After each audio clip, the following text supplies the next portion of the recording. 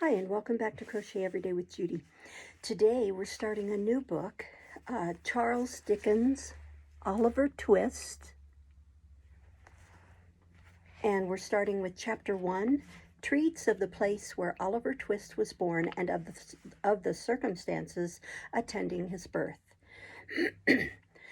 Among other, among other public buildings in a certain town, which for many reasons it will be prudent to refrain from mentioning, and to which I will assign no fictitious name, there is one anciently common to most towns, great or small, to wit, a workhouse, and in this workhouse was born, on a day and date which I need not trouble myself to repeat, inasmuch as it can be of no possible consequence to the reader, in this stage of the business, at all events, the item of mortality whose name is prefixed to the head of this chapter. For a long time after it was ushered into this world of sorrow and trouble by the parish surgeon, it remained a matter of considerable doubt whether the child would survive to bear any name at all, in which case it is somewhat more than probable that these memoirs would never have appeared, or if they had, that being comprised within a couple of pages, they would have possessed the inestimable merit of being the most concise and faithful specimen of biography extant in the literature of any age or country. Although I am not disposed to maintain that the being born in a workhouse is in itself the most fortunate and enviable circumstance that can possibly befall a human being, I do mean to say that in this particular instance it was the best thing for Oliver Twist that could by possibility have occurred. The fact is that there was considerable difficulty in inducing Oliver to take upon himself the office of respiration, a troublesome practice, but one which custom has rendered necessary to our easy existence. And for some time he lay gasping on a little flock mattress, rather unequally poised between this world and the next, the balance being decidedly in favor of the latter. Excuse me. Now, if during this brief period Oliver had been surrounded by careful grandmothers, anxious aunts, experienced nurses, and doctors of profound wisdom, he would most inevitably and indubitably have been killed in no time.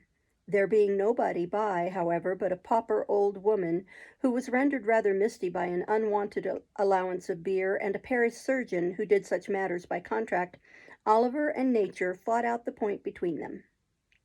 The result was that after a few struggles, Oliver breathed, sneezed, and proceeded to advertise to the inmates of the workhouse the fact of a new burden having been imposed upon the parish by setting up as loud a cry as could reasonably have been expected from a male infant who had not been possessed of that very useful appendage, a voice, for a much longer space of time than 3 minutes and a quarter.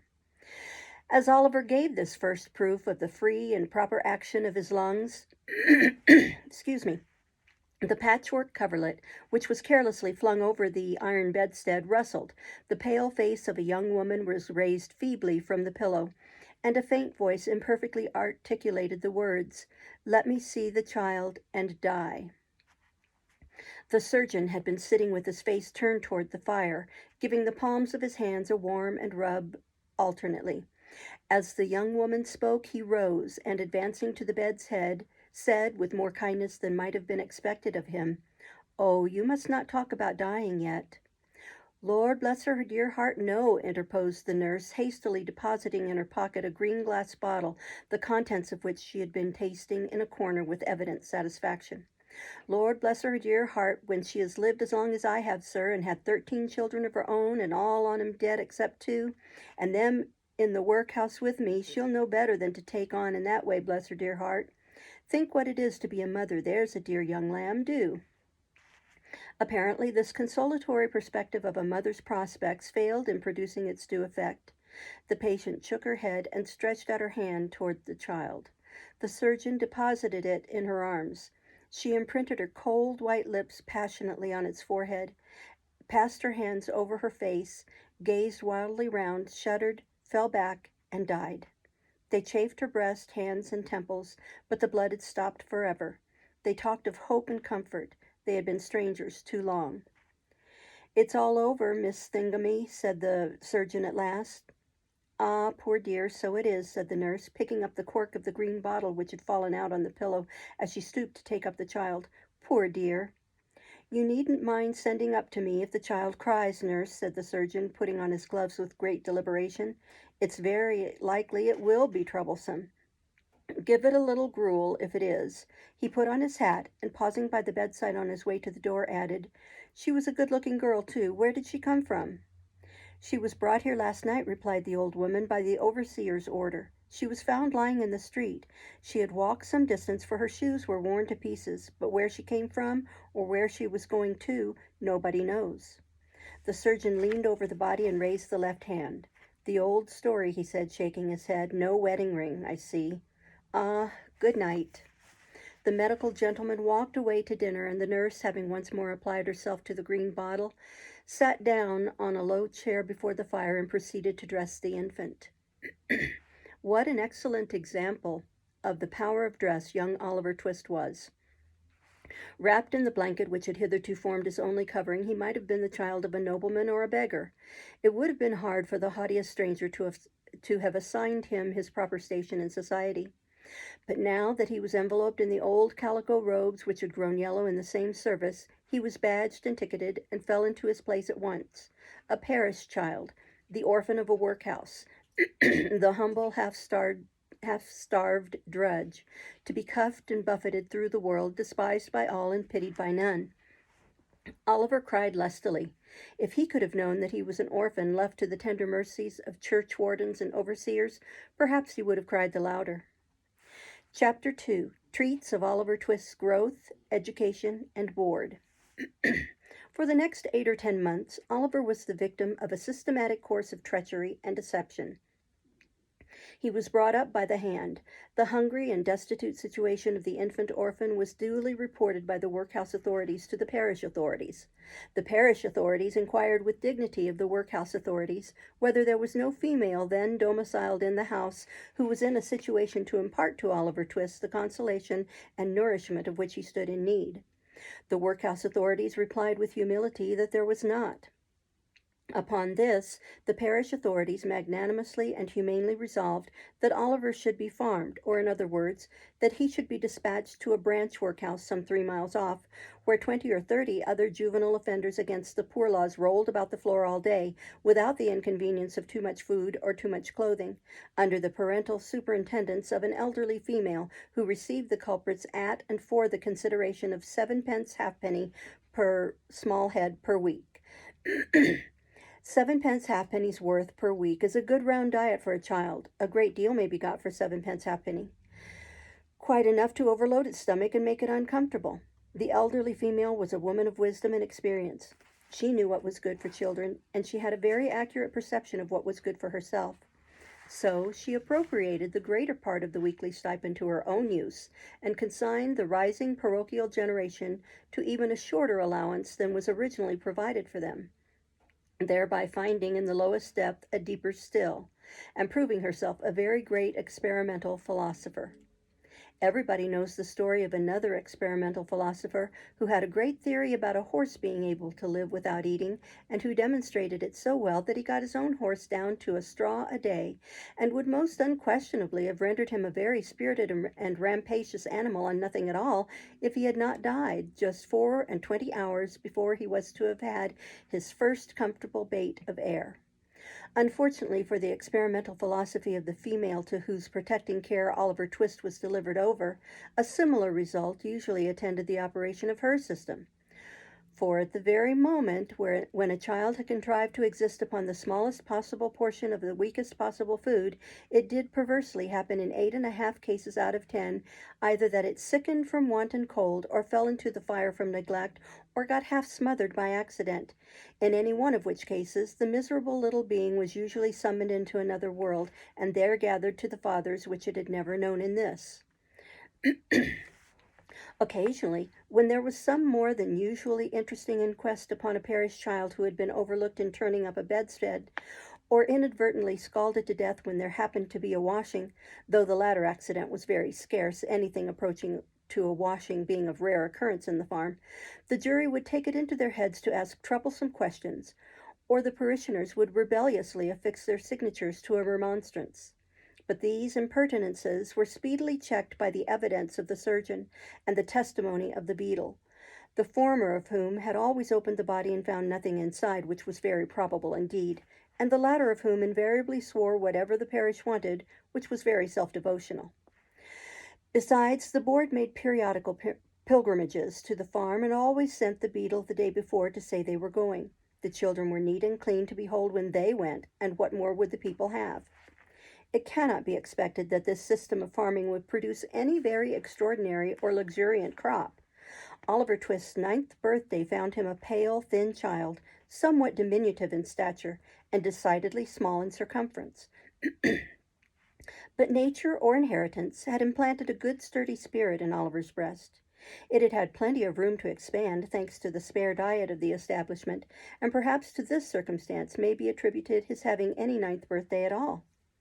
Be this as it may, however, it was his 9th birthday, and he was keeping it in the coal cellar with a select party of 2 other young gentlemen, who, after participating with him in a sound thrashing, had been locked up therein for atrociously presuming to be hungry, when Mrs. Mann, the good lady of the house, was unexpectedly startled by the apparition of Mr. Bumble the beetle striving to undo the wicket of the garden gate. "Goodness gracious, is that you, Mr. Bumble, sir?" said Mrs. Mann, thrusting her head out of the window in well-affected ecstasies of joy. "Susan, take Oliver and them 2 brats upstairs and wash 'em directly.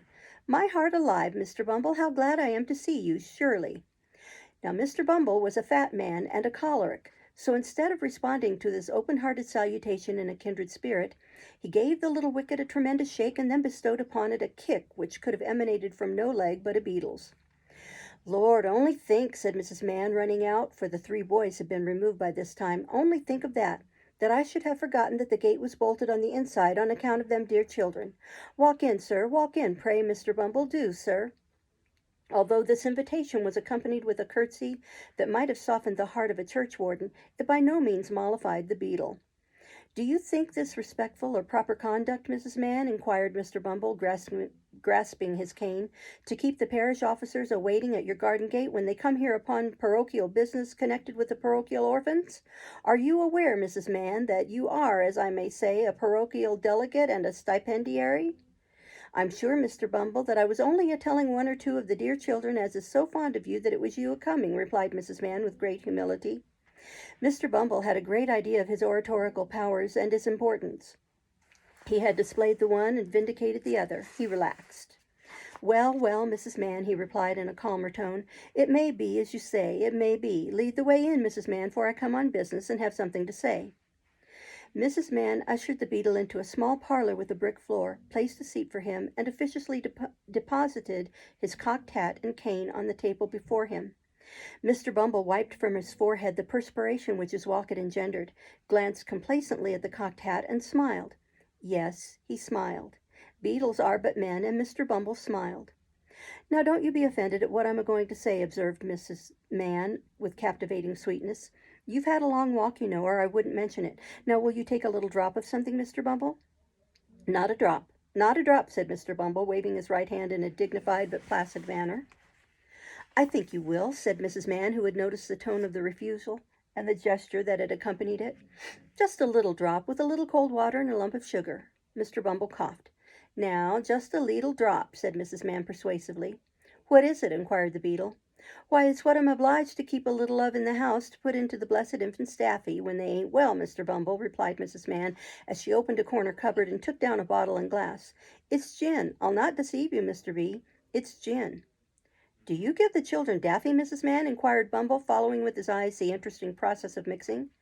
"Ah, bless them, that I do, dear, as it is," replied the nurse. "I couldn't see 'em suffer before my very eyes, you know, sir."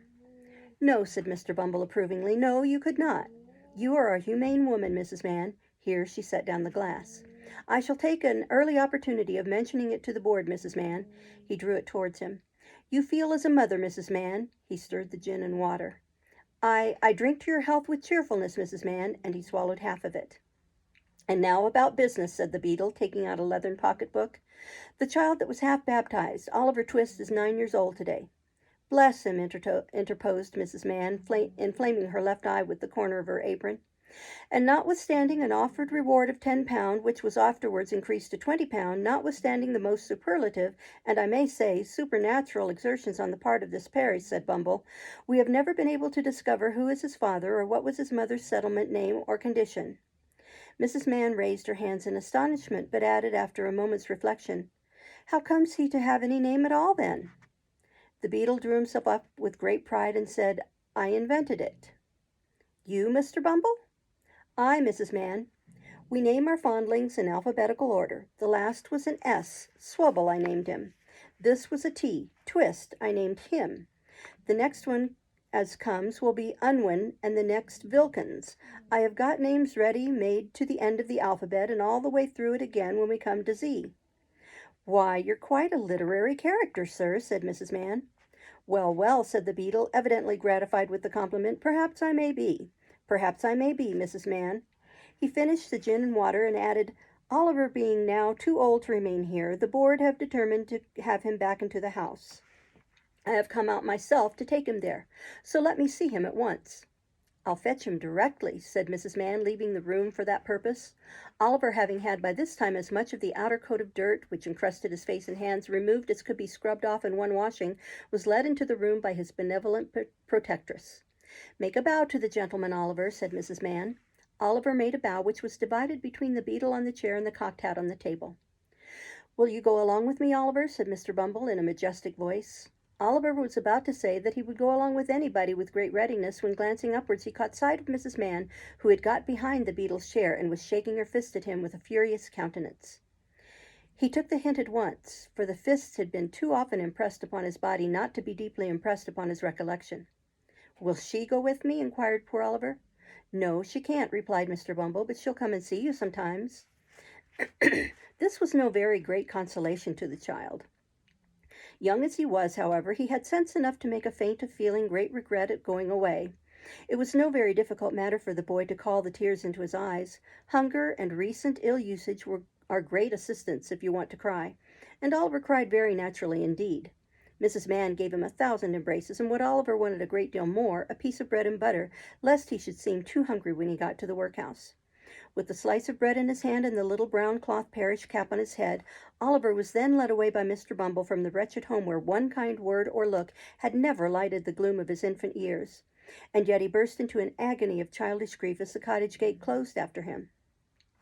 Wretched as were the little companions in misery he was leaving behind, they were the only friends he had ever known, and a sense of his loneliness in the great wide world sank into the child's heart for the first time.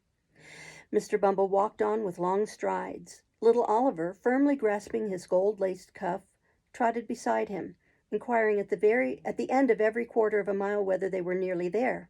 To these interrogations Mr. Bumble returned very brief and snappish replies, for the temporary blandness which gin and water awakens in some bosoms had by this time evaporated, and he was once again a beetle. Oliver had not been within the walls of the workhouse a quarter of an hour, and had scarcely completed the demolition of a second slice of bread, when Mr. Bumble, who had handed him over to the care of an old woman, returned, and telling him it was a board night, informed him that the board had said he was to appear before it forthwith. Not having a very clearly defined notion of what a live board was, Oliver was rather astounded by this intelligence, and was not quite certain whether he ought to laugh or cry. He had no time to think about the matter, however, for Mr. Bumble gave him a tap on the head with his cane to wake him up, and another on the back to make him lively, and bidding him follow, conducted him into a large whitewashed room where 8 or 10 fat gentlemen were sitting around a table. At the top of the table, seated in an armchair rather higher than the rest, was a particularly fat gentleman with a very round red face. Bow to the board, said Bumble. Oliver brushed away 2 or 3 tears that were lingering in his eyes, and seeing no board but the table, fortunately bowed to that. What's your name, boy? Said the gentleman in the high chair. Excuse me. Oliver was frightened at the sight of so many gentlemen, which made him tremble, and the beetle gave him another tap behind, which made him cry, and these 2 causes made him answer in a very low and hesitating voice, whereupon a gentleman in a white waistcoat said he was a fool, which was a capital way of raising his spirits and putting him quite at his ease. Boy, said the gentleman in the high chair, listen to me. You know you're an orphan, I suppose? What's that, sir? Inquired poor Oliver. The boy is a fool. I thought he was, said the gentleman in the white waistcoat.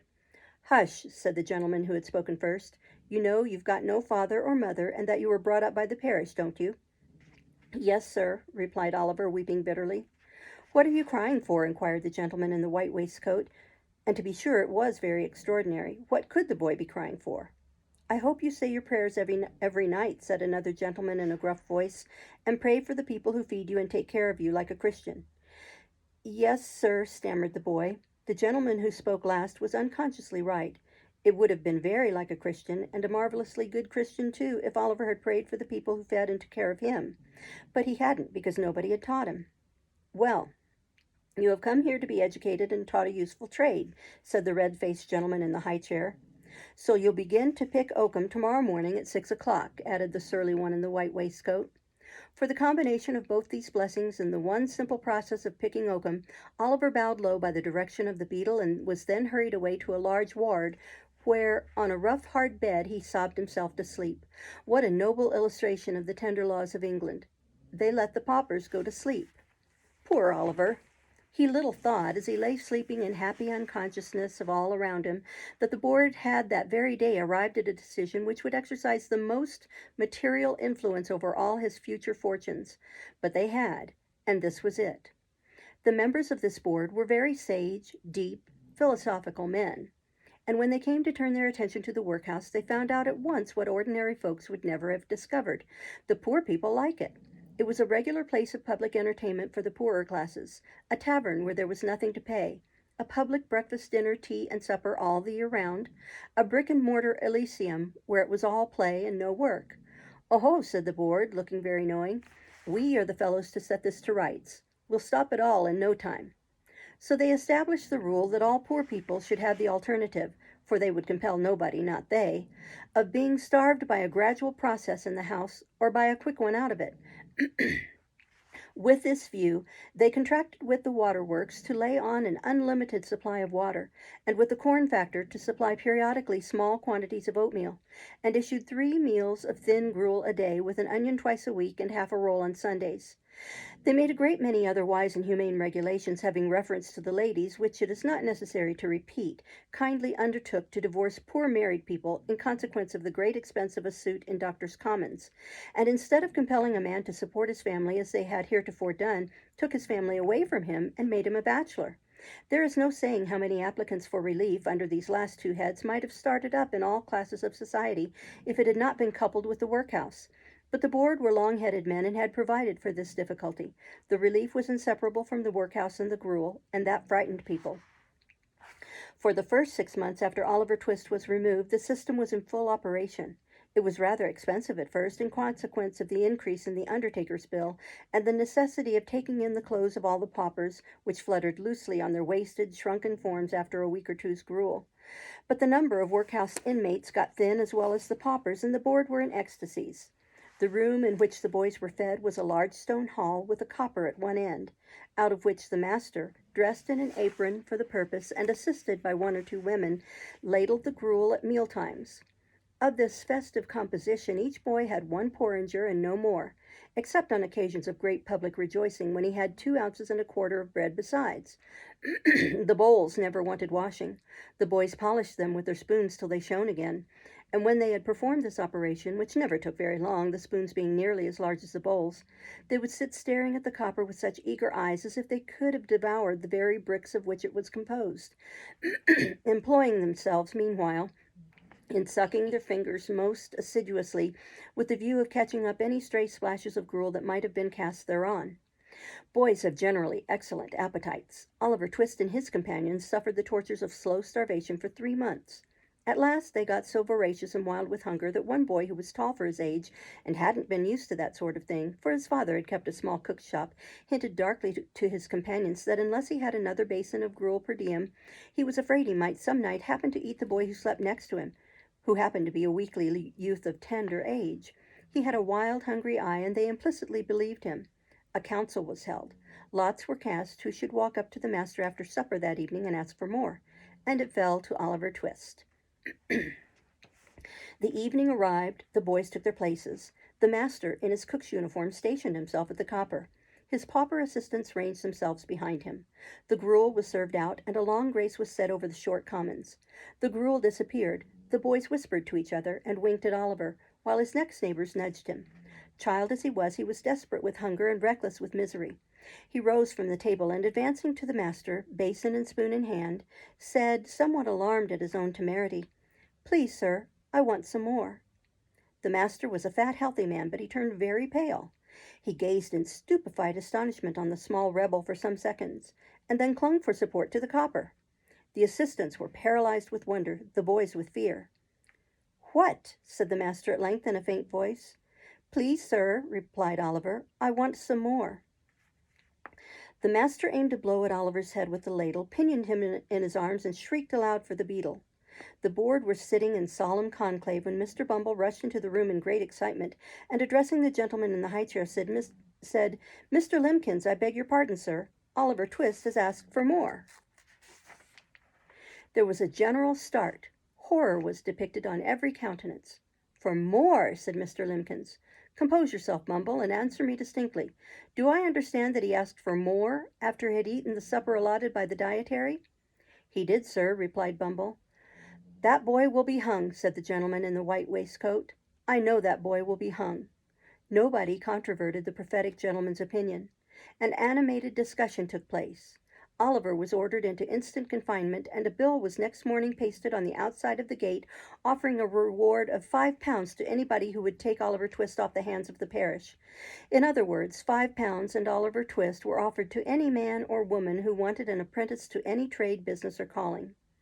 "I never was more convinced of anything in my life," said the gentleman in the white waistcoat, as he knocked at the gate and read the bill next morning. "I never was more convinced of anything in my life than I am that boy will come to be hung."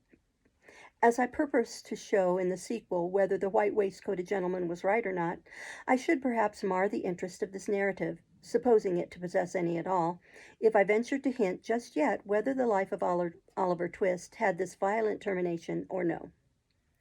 We'll stop there for today and start tomorrow with Chapter 3. Thank you for listening. Bye-bye.